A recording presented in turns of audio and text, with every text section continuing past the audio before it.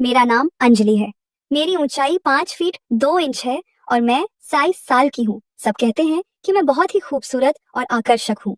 मेरा चेहरा ऐसा है जैसे कमल का फूल खिला हो और मेरी आंखों में मस्ती भरी है। मेरे गाल गोल मटोल और भरे भरे हैं और मेरे होंठ शहतूत की तरह रसीले हैं। यह उस समय की बात है जब मैं लगभग 16 साल की थी और हमारी 10वीं कक्षा की बोर्ड परीक्षाएं सिर पर थी। मैं कोई बहुत ज्यादा कमजोर छात्रा तो नहीं थी, लेकिन ना ही बहुत मेधावी। मुझे परीक्षा की तैयारी के लिए किसी के मार्गदर्शन की जरूरत थी। मेरी मामी का बेटा अमन उससे पहले ही 10वीं कक्षा पास कर चुका था और वह हमारे घर से ज्यादा दूर नहीं रहता था। मैंने अपनी माँ जी से कहा कि वह अमन से बात करें कि वह मुझे कुछ देर पढ़ा दिया करे। इस तरह मुझे ट्यूशन के लिए दूर नहीं जाना पड़ेगा, आने जाने की परेशानी भी नहीं होगी और समय भी बर्बाद नहीं होगा। माँ जी ने उसी दिन अमन से बात की और मुझे बताया कि वह शाम 7-8 बजे से 9-4 बजे तक मुझे पढ़ाने आया करेगा। उस दिन मैंने जल्दी जल्दी अपने सारे काम निपटाए और अपनी किताबें लेकर पूजा घर से सटे ड्राइंग रूम में पढ़ने बैठ गई। लगभग 7:30 बजे होंगे जब अमन हमारे घर आए। अमन की उम्र उस समय 25 साल के करीब थी और वह काफी सुंदर और आकर्षक व्यक्तित्व के मालिक थे। उनका कद 6 फीट के करीब था, जबकि शरीर मजबूत और सुगठित था। क्लीन शेव के साथ उनका गेहूं रंग बेहद मोहक था। औपचारिक नमस्ते के बाद वह मुझसे मुखातिब हुए। अच्छा, तो मेरी शिष्या पढ़ाई के लिए तैयार है? मैंने भी सिर हिलाते हुए कहा। जी वेरी गुड। यह बताओ किस विषय में खुद को ज्यादा कमजोर समझती हो?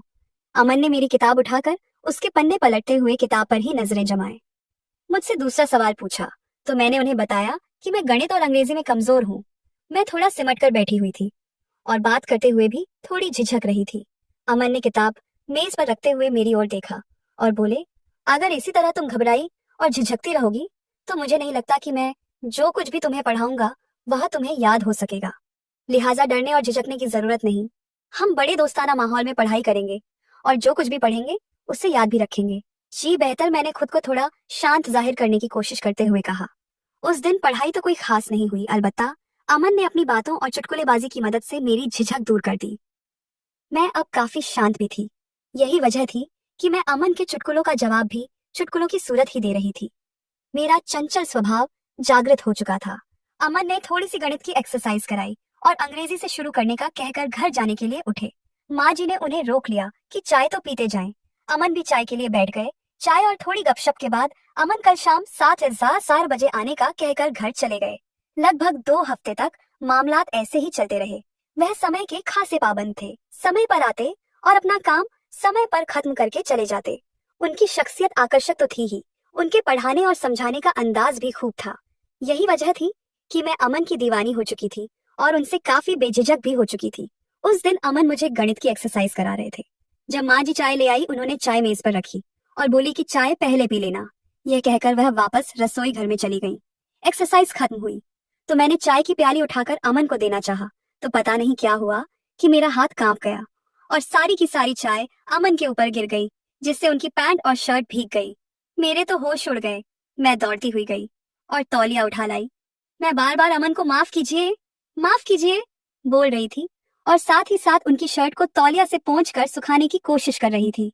अमन मुस्कुराए और बोले, चाय से तो नहीं जला, लेकिन अब तुम जरूर जला डालोगी। मैं उनके इस वाक्य को बिल्कुल भी नहीं समझी और उसी तरह तौलिए से उनकी शर्ट को सुखाने में लगी रही। मैं शायद कुछ देर और इसी तरह तौलिए से उन्हें सुखाने में लगी रहती, पर अमन ने मुझे रोक दिया और मुझे दोनों कंधों से उठाकर खड़ा करते हुए बोले, बस करो अंजलि। घर में मुझे सब इसी नाम से पुकारते थे। Everything is fine. तुम बेवजह परेशान हो रही हो, लेकिन मैं खुद में बहुत शर्मिंदा थी। इसीलिए जब मैंने उन्हें इस तरह से सहानुभूति दिखाते देखा तो मेरी आंखों से आंसू निकल आए। उन्होंने जब मुझे रोते देखा तो अपनी बाहों में भरकर मुझे सीने से लगा लिया और माथे पर चुंबन देते हुए बोले, अरे पगली, रोती क्यों हो? तुमने जानबूझकर चाय थोड़ी गिराई है, यह तो संयोग से हुआ। उनके ढांढस बंधाने पर मुझे हिम्मत हुई और मैंने आंसू पोंछते हुए कहा, जानती हूँ कि हादसा हुआ, लेकिन हादसे भी तो किसी न किसी गलती का ही नतीजा होते हैं और इस हादसे की गलती की मैं ही जिम्मेदार हूँ। अमन भी शायद माहौल को खुशनुमा बनाना चाहते थे, इसलिए बोले, अंजलि, मैं तुम्हें इजाजत देता हूँ कि तुम ऐसे हादसे रोज किया करो। वह हंस रहे थे और उनकी यह गंभीर हंसी मेरी समझ से बाहर थी। मैं भी उन्हें हंसते देखकर मुस्कुरा दी। अमन ने कहा, चलो वापस वहीं से शुरू करते हैं जहाँ पर हादसा हुआ था। यह कहते हुए उन्होंने मुझे अपनी बाहों के घेरे से आजाद कर दिया। मैंने वापस अपनी कुर्सी पर बैठकर किताब खोलना चाहा तो अमन ने कहा, आज का काम खत्म समझते हैं, मैं चलता हूँ, क्योंकि इस हालत में मैं तुम्हें कुछ नहीं पढ़ा पाऊंगा। अमन अपनी किस हालत के बारे में कह रहे थे? मुझे कुछ पता न चला। मैं तो उस दिन जब बिस्तर पर थी तो यह घटना बार बार मेरे दिमाग में घूम रही थी, और ये सब उस समय तो मेरे लिए बेईमानी थे, लेकिन अब इन घटनाओं को सोचना अच्छा लग रहा था। और मुझे पता ही न चला कि कब नींद आ गई और मैं नींद रात की गहरी घाटी में गोते खाने लगी। उस रात मैंने बार बार सपने में अमन को देखा। कभी हम किसी पवित्र नदी के किनारे बैठे बातें कर रहे होते, कभी किसी उद्यान पार्क के कोने में किसी बेंच पर बैठे कुछ रहस्यमयी बातें कर रहे होते, कभी पहाड़ों जंगलों और रेगिस्तानों में तो कभी उछलती कूदती समुद्र की लहरों से खेल रहे होते। कहने को उस रात मैंने और अमन ने मिलकर पूरी दुनिया की सैर की। मैं उस दिन बहुत गहरी नींद सोई। सुबह उठी तो मेरे सपने का हर एक दृश्य मेरे मन में अंकित था। मैं बिस्तर से उठना ही नहीं चाह रही थी। मैं सपनों की दुनिया से निकलना ही नहीं चाह रही थी। मुझे मालूम नहीं कि ऐसा क्यों था, पर जो भी था बहुत सुखद था। उस दिन के बाद अंजलि और अमन के बीच पढ़ाई एक बहाना और मिलने की वजह बन चुकी थी। अब किताबों के पन्नों से ज्यादा एक दूसरे की आंखों में जवाब खोजे जाते थे। अमन जब कोई सवाल समझाते तो अंजलि उसका जवाब पहले से जानती होती, लेकिन फिर भी सिर झुकाकर कहती, मुझे नहीं आता, आप समझा दीजिए। अमन हंसकर कहता, तुम भी ना अंजलि बड़ी चालाक हो। और अंजलि मुस्कुराकर सिर झुका लेती। एक दिन अमन ने एक छोटी सी डायरी में कुछ नोट्स बनाकर अंजलि को दिया। तो अंजलि ने पूछा, इसमें क्या है? अमन ने कहा, इसमें वो बातें हैं जो मैं हर दिन तुमसे कहना चाहता हूँ, लेकिन कह नहीं पाता। अंजलि की आंखें भर आईं, लेकिन उसने तुरंत खुद को संभाला और डायरी लेकर पढ़ने की बजाय उसे अपनी किताबों में सहेज लिया, जैसे कोई अपने सबसे कीमती खजाने को छुपा कर रखता है। उन दोनों के बीच अब खामोशियां भी मीठी लगती थी। कभी कभी अमन कोई पुरानी कविता सुनाता तो अंजलि कहती, ये तो तुम्हारे दिल की आवाज लगती है। और अमन मुस्कुराकर कहता, शायद तुम ही वो दिल हो जिसकी वजह से ये आवाज निकली है। एक दिन जब अमन थोड़ा उदास था, अंजलि ने पूछा, क्या हुआ? तो अमन ने कहा, पता नहीं, अब डर लगने लगा है कि कहीं ये सब कुछ बस एक सपना ही ना हो जाए। अंजलि ने उसका हाथ थामा और बोली, अगर ये सपना है तो मैं नहीं चाहती कि कभी आंख खुले। उस शाम पढ़ाई के बाद जब अंजलि अमन को दरवाजे तक छोड़ने आई तो अमन ने चलते चलते रुककर कहा, अंजलि, क्या तुम्हें मेरे बिना अकेलापन लगता है? अंजलि ने नजरें झुकाकर कहा, हाँ लगता है, बिल्कुल वैसा जैसे बिना चांद की रात अधूरी लगती है। अमन ने कुछ नहीं कहा, लेकिन उसकी आंखें बोल गईं। अगले कुछ हफ्तों में अमन की पढ़ाई पूरी हुई और उसका जॉब इंटरव्यू तय हुआ। वह अब दूसरे शहर जाने वाला था। यह सुनते ही अंजलि के पैरों तले जमीन खिसक गई। वह चुपचाप कमरे में चली गई। अगले दिन जब अमन पढ़ाने आया तो अंजलि ने कुछ नहीं कहा, बस एक पुराना सा रिबन निकालकर अमन की किताबों के साथ रख दिया। अमन ने पूछा, ये क्या है? अंजलि बोली, ये मेरी आखिरी परीक्षा की निशानी है। जब मैं बहुत डरी हुई थी और यही रिबन बांधकर मैंने पेपर दिया था और अच्छे नंबर लाई थी। अमन ने रिबन को बहुत प्यार से देखा और कहा, इसे मैं अपने साथ ले जाऊंगा। ये मेरे लिए किसी शुभ चिन्ह से कम नहीं। अगले दिन अमन को स्टेशन तक छोड़ने अंजलि और उसकी मामी मामा सभी आए, लेकिन अंजलि ने पूरे रास्ते एक शब्द नहीं बोला। जब ट्रेन आई तो सबने विदा ली, लेकिन अमन अंजलि के सामने रुककर बोला, मैं लौटकर जरूर आऊंगा, अगर तुमने मेरा इंतजार किया। तो अंजलि की आंखों से आंसू टपकने लगे। उसने कहा, मैं रोज पूजा के बाद तुझसे मिलने वाली हवा का इंतजार करूंगी। अमन मुस्कुराकर चला गया और अंजलि हाथ हिलाकर खड़ी रह गई। अगले कुछ दिन अंजलि के लिए बेहद कठिन थे। न वह ठीक से खा पाती, न पढ़ाई में मन लगता, लेकिन हर शाम वह छत पर जाकर उस दिशा की तरफ देखती जिधर अमन गया था। एक दिन मामी ने कहा, अंजलि बेटा, क्या बात है, तू पहले जैसी हंसमुख नहीं रही। तो अंजलि ने बस मुस्कुराकर कहा, कुछ नहीं मामी, बस मन नहीं लग रहा। और अंदर ही अंदर वह हर दिन अमन की भेजी चिट्ठियों का इंतजार करती। लेकिन 2 हफ्ते गुजर गए और कोई चिट्ठी नहीं आई। तीसरे हफ्ते एक लिफाफा आया जो अमन के शहर से था। अंजलि ने थरथराते हाथों से लिफाफा खोला। उसमें एक पेज था जिसमें लिखा था, मैं यहाँ आ तो गया, लेकिन हर सांस में तेरी कमी महसूस होती है। तेरे बिना ये शहर मुझे वीरान लगता है। मुझे सिर्फ तेरी आंखें याद आती हैं। और वो शाम जब तूने कहा था कि ये सपना कभी न टूटे। अब जब मैं रोज सुबह उठता हूँ तो पहला ख्याल तेरा ही आता है। अंजलि, क्या तू अब भी मेरे इंतजार में है? अंजलि चिट्ठी को सीने से लगाकर रोने लगी और बोली, हाँ अमन, मैं आज भी तेरा इंतजार करती हूँ। अगली सुबह अंजलि ने मामी से कहा, मैं अब हर दिन पूजा के बाद एक खत अमन को भेजूंगी। और उसने अमन को खत लिखना शुरू कर दिया, जिसमें वह अपने दिन भर की बातें साझा करती, अपने सपनों की बात करती और पूछती, कब लौटोगे अमन, कब आएगा वो दिन जब हम फिर एक छत के नीचे होंगे।